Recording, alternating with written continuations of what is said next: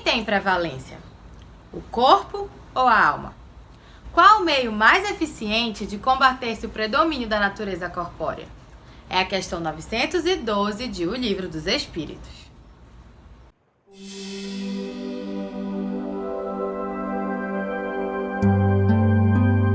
Espiritualidade em gotas.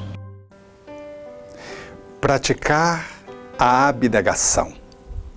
Essa é a eterna dinâmica que nos envolve a todos que estamos no nível evolutivo em que nos encontramos.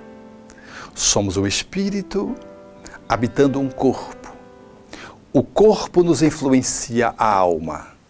E a alma, muitas vezes, sente-se cativa do corpo.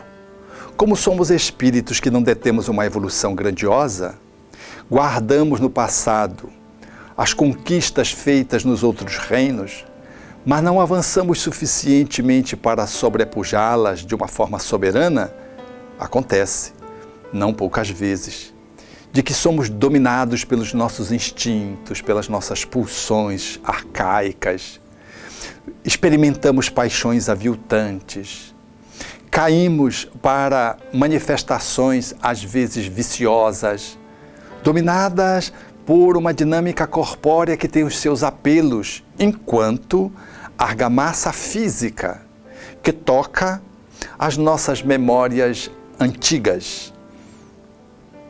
Ter primazia sobre estas, sem desconsiderá-las, porque não há nada de pecado e santo, tudo é santo na medida em que está no seu tempo certo. Mas dar ensejo para que a alma possa desferir voos, sobrepujando os instintos para que não fiquem fixados neles. Dar voos para que as paixões sejam paixões iluminativas e não apenas paixões exorbitantes que nos desequilibram, que nos fazem enfermos. Estabelecer, portanto, um investimento para que a alma se sobreponha à natureza corpórea é o grande desafio para todos nós. Por isso, é praticar a abnegação, que é o devotamento, a renúncia, o sacrifício. Essas palavras são tomadas como ruins, porque parece que a gente está fazendo contra a gente. Não é. Se o devotamento ele está bem enquadrado como uma manifestação da alma, ele gratifica.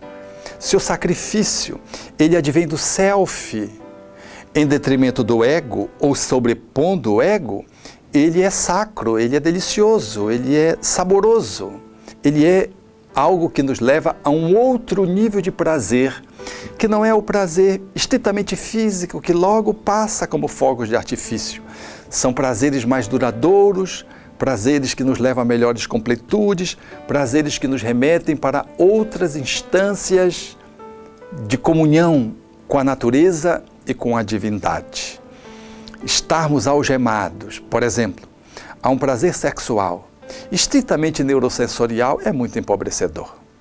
Mas sobrepujarmos estes para termos um relacionamento de natureza afetivo-sexual no qual nós não conseguimos mais diferenciar o prazer do sexo do prazer do êxtase do encontro, é diferenciado, já é uma outra instância, já é uma outra plataforma. Portanto, o convite é para fazermos um grande movimento na direção do altruísmo superando o egoísmo, da alma que supera o corpo, dos valores estéticos morais que se sobrepõem aos instintivos, às pulsões primárias.